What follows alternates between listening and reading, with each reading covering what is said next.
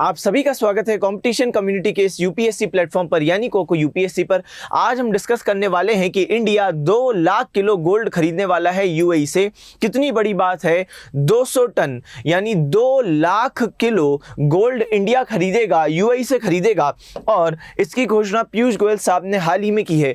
पीयूष गोयल साहब जो minister of commerce and industry हैं, उन्होंने ये हाल ही में घोषणा की कि जो गिफ्ट सिटी है जो गुजरात में है, Gujarat international finance tech city, gift city, ये एक अंडर कंस्ट्रक्शन सिटी है जिसको केंद्रीय सरकार बनाने वाली है इंपोर्ट एक्सपोर्ट का हब। मैं आपको बता दूं कि बड़े बड़े फाइनेंशियल इंस्टीट्यूशंस यहां पर ऑलरेडी इन्वेस्ट करना शुरू कर दिए हैं और कुछ सालों में ये बिल्कुल ऑपरेशनल हो जाएगी और भविष्य में ये इंडिया का सबसे बड़ा हब बनने वाला है, इंपोर्ट एक्सपोर्ट का हब, फाइनेंशियल ट्रेडिंग का हब। और यहीं पर अब पीयूष गोयल साहब ने बोला है कि 2 लाख किलो गोल्ड यूएई से हम इंपोर्ट करेंगे, यहीं गिफ्ट में रखा जाएगा। यहाँ पे बड़े बड़े वॉल्ट बनाए गए हैं, तिजोरियां बनाई गई हैं, वहीं पे रखा जाएगा और फिर वहां से जो देश का डोमेस्टिक मार्केट है वहां पे भेजा जाएगा। यानी जो लोग गोल्ड, आपके और हमारे जो आम शहरों में जो लोग सराफा बाजार में जो लोग गोल्ड बेचते हैं वो लोग यहाँ से खरीद सकते हैं, तो बड़े बड़े लोग वहां पर जाके खरीद सकते हैं गोल्ड। इससे ये एक और फायदा है कि डिस्काउंटेड रेट में यूएई से खरीदा जाएगा।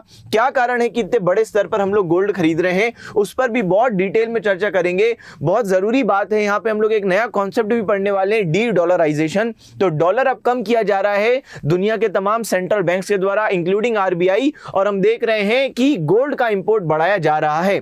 डिस्काउंटेड रेट्स भी दिया जाएगा और अलग अलग डिस्ट्रीब्यूट किया जाएगा जगहों पर। इससे ये होगा कि जो जेम और ज्वेलरी जो मार्केट में लोग डील करते हैं उनको अभी बहुत ज़्यादा बीच में जो मिडिल मैन है उनको पेमेंट करनी पड़ती है, जिससे गोल्ड का प्राइस हम तक पहुंचते पहुंचते बढ़ जाता है। सिंपल लैंग्वेज में बताएं, अगर कोई दुबई से खरीदेगा तो बीच में उसको मिडिल मैन को भी देना पड़ेगा, लेकिन अब सीधे क्योंकि सरकार यूएई से डायरेक्टली खरीद रही है तो ना सिर्फ मिडिल मैन का पैसा बच जाएगा बल्कि इनफैक्ट डिस्काउंटेड रेट में यूएई की गवर्नमेंट हमको देगी। तो इंडिया में आते आते अब उसका प्राइस बड़ा कम रहेगा और फिर यहां से ऑब्वियस सी बात है जो सराफा बाजार के लोग हैं उनको भी सस्ते में गोल्ड मिलेगा और आम पब्लिक को भी उम्मीद है सस्ते में मिलेगा।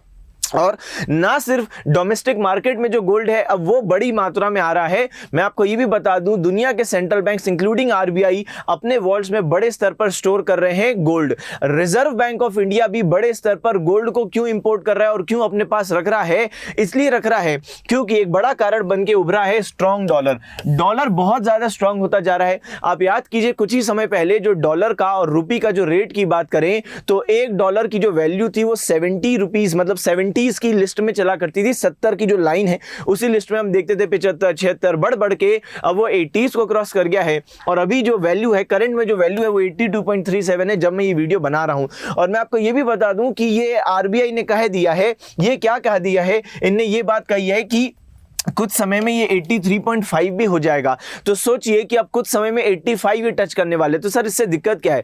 उससे इस बात की सबसे बड़ी दिक्कत है क्योंकि इतना ज्यादा स्ट्रांग होता जा रहा है डॉलर बिना किसी रीजन के। तो एक इकोनॉमिक्स में बेसिक सा सिद्धांत है कि जब किसी का प्राइस या वैल्यू बिना मतलब में बहुत तेजी से बढ़ती है तो उतना तेजी से वो गिर भी सकती है और इसलिए दुनिया भर के तमाम सेंट्रल बैंक्स अब डॉलर से दूरी बना रहे हैं और कुछ समय में आप देखेंगे कुछ ही महीनों के अंदर डॉलर की वैल्यू गिरते हुए हमको नजर आएगी क्योंकि अब सारे सेंट्रल बैंक दुनिया के डॉलर को दूर कर रहे हैं क्योंकि बड़ा खतरा है कि इसका वैल्यू गिर सकता है और अगर हमारे पास ज्यादा डॉलर के रिजर्व्स होंगे तो हमारी वैल्यू ऑब्वियस सी बात है डॉलर की गिर जाएगी, जिससे हो सकता है कि हम लोग फाइनेंशियल क्राइसिस में एंटर कर जाएं। तो यहीं पे एक टॉपिक है डी डॉलराइजेशन। तो डॉलर की वैल्यू समय के साथ क्योंकि गिर सकती है, क्योंकि बिना मतलब में बहुत तेजी से ऊपर जा रही है तो बिना मतलब में गिर भी जाएगी और 2008 में जैसा ग्लोबल फाइनेंशियल क्राइसिस जैसा ट्रिगर हुआ था हो सकता है कि वो फिर से ट्रिगर हो जाए। और अगर वो ऐसा इस बार ट्रिगर होता है और जिन जिन देशों के पास बहुत सारा डॉलर रिजर्व में मौजूद है उन देशों को बड़ा नुकसान होने वाला है। इसलिए तो आरबीआई जैसे बैंक क्या कर रहे हैं,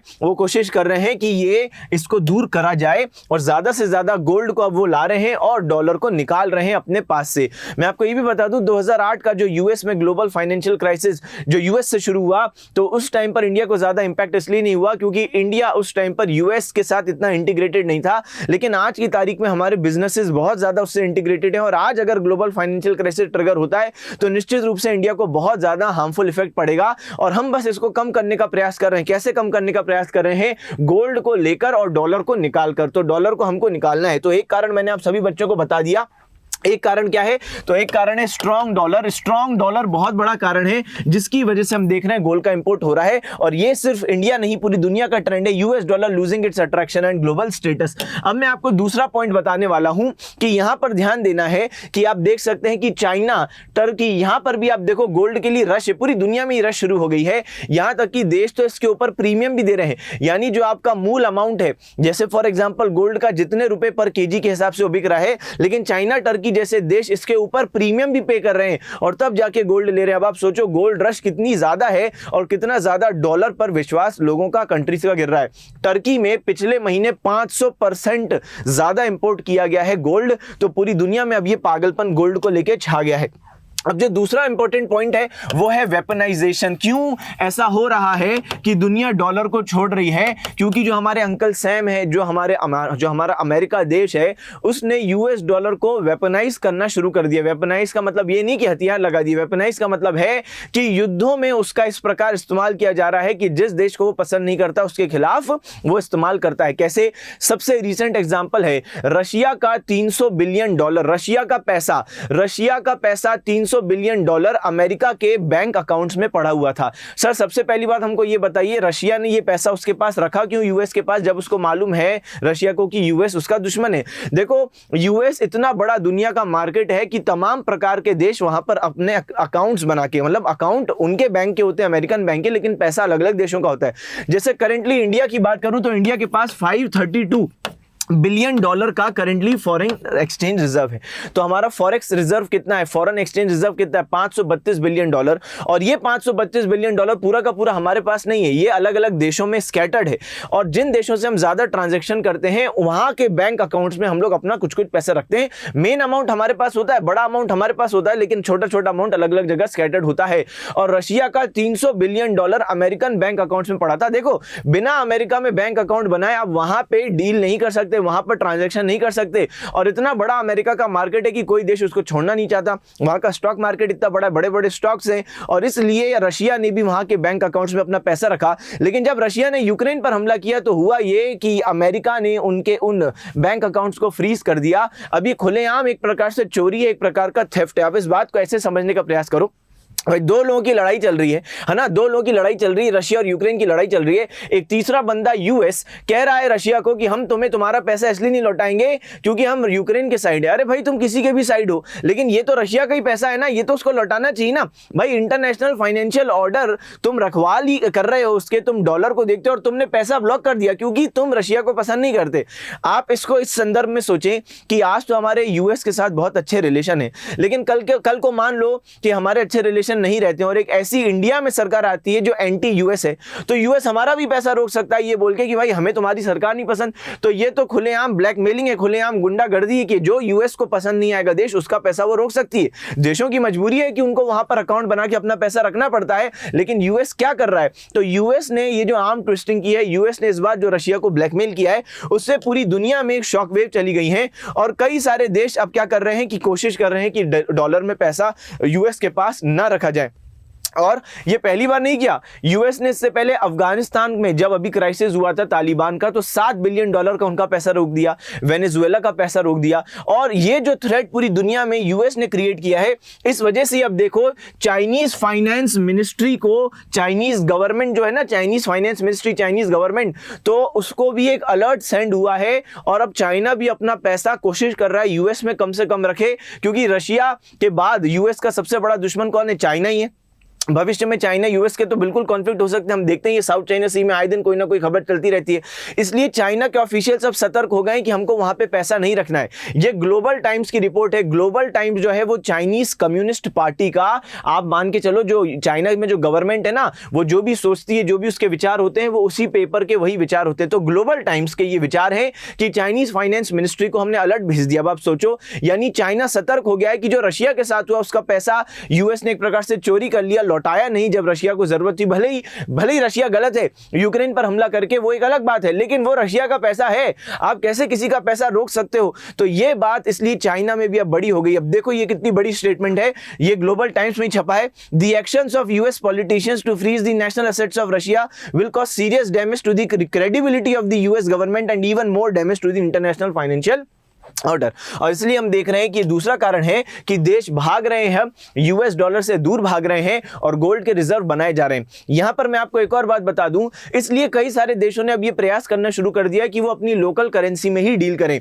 जैसे हाल ही में क्योंकि रशिया पर सैंक्शन लगे, कोई उससे सामान खरीद नहीं रहा है, तो इंडिया ने रशिया को कहा कि हम तुमसे सामान खरीदेंगे, तुम्हारा ऑयल हमको चाहिए, लेकिन हम तुमको इंडियन रुपी में पेमेंट करेंगे, और रशिया ने इसके लिए हाँ भी कर दिया है। मैं आपको ये भी बता दूं, कुछ समय पहले सऊदी अरेबिया ने भी हाँ कर दिया चाइना को कि वो रेनमिनबी में पेमेंट लेगी।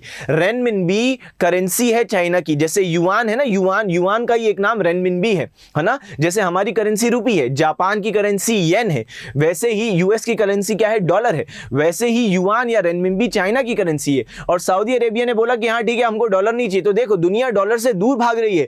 अब बिना डॉलर के लोग ट्रांजैक्शंस इनिशिएट कर रहे हैं, क्योंकि जो यूएस ने रशिया के साथ किया, अब सब लोग डर गए हैं कि अगर हम लोग डॉलर में ट्रेडिंग करेंगे और डॉलर कभी कभी मतलब हमको यूएस के पास रखना पड़ा, तो यूएस तो हमारा पैसा कभी भी रोक सकता है। तो दो महत्वपूर्ण कारण है जिसकी वजह से अब दुनिया यूएस डॉलर से दूर भाग रही है। सबसे पहला कारण मैंने आपको क्या बताया, स्ट्रॉन्ग डॉलर। डॉलर बहुत ज्यादा बिना मतलब में स्ट्रॉन्ग हो रहा है, जिसकी वजह से कुछ महीनों में वो गिरेगा और उसकी वैल्यू गिरेगी, और इसलिए लोग डॉलर से दूरी बना रहे हैं, गोल्ड अपने पास रख रहे हैं।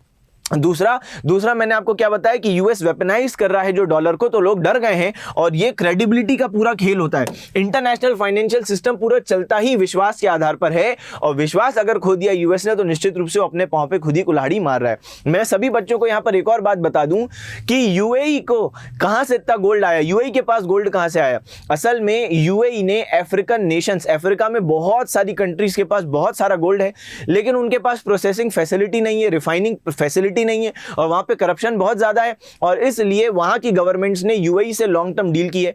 तो अफ्रीकन नेशंस क्या करते हैं, गोल्ड को नीचे से निकालते हैं और ये अनरिफाइंड गोल्ड को बेच देते हैं यूएई को, और यूएई फिर इनको रिफाइन करके दुनिया भर में एक्सपोर्ट करता है। जैसे इंडिया में भी अब 200 टन यानी 2 लाख किलो गोल्ड हम लोग उससे लेने वाले हैं। चले, तो मुझे उम्मीद है कि यहाँ की पूरी क्लास हमारी यहीं पे वाइंड अप होती है। मैंने आपको ये बात समझा दी कि इंडिया 2 लाख किलो गोल्ड क्यों खरीद रहा है, क्यों ले रहा है यूएई से। इसलिए ले रहा है क्योंकि उसको डॉलर से दूरी बनानी। क्यों? क्योंकि डॉलर कभी भी गिर सकता है, कुछ समय में हम देखेंगे इसकी वैल्यू गिरेगी। और दूसरा, क्योंकि पूरी दुनिया डर गई है यूएस ने जो रशिया के साथ किया, भले ही रशिया गलत था, लेकिन वो पैसा तो भाई रशिया का ही है ना। अगर कोई गलत भी है तो आप उसका पैसा कैसे रोक दोगे, क्योंकि आप तो डायरेक्टली उस युद्ध में इन्वॉल्व नहीं हो, आप दूसरे तरीकों से सैंक्शन लगा, वो समझ में आता है जो आपने किया अभी है, लेकिन पैसा तो उसका ही है। पैसा इनका रोक दिया, तो इससे भविष्य में दूसरे लोग भी डर गए कि हमारा भी पैसा कभी रशिया रोक सकता है। इसलिए अब लोग डॉलर से दूरी बना रहे हैं और गोल्ड में इन्वेस्ट कर रहे हैं, पूरी दुनिया के सेंट्रल बैंक। मुझे उम्मीद है आपको ये क्लास, ये वीडियो, ये एनालिसिस अच्छा लगा होगा। तो अगर ये अच्छा लगा तो बिल्कुल शेयर करें, इसको लाइक करें, और जो प्यार आपने मेन चैनल जो कंपटीशन कम्युनिटी का है उसको दिया, वही प्यार इसको को यूपीएससी चैनल को भी दें, हमको यही आशा है। अगर आपको क्लास अच्छी लगी तो निश्चित रूप से कमेंट सेक्शन में बता सकते हैं आपको क्लास कैसी लगी। मुझे उम्मीद है आपको क्लास अच्छी लगी होगी। आप सभी बच्चे जा सकते हो। Okay, bye bye, thank you, tata, see you again.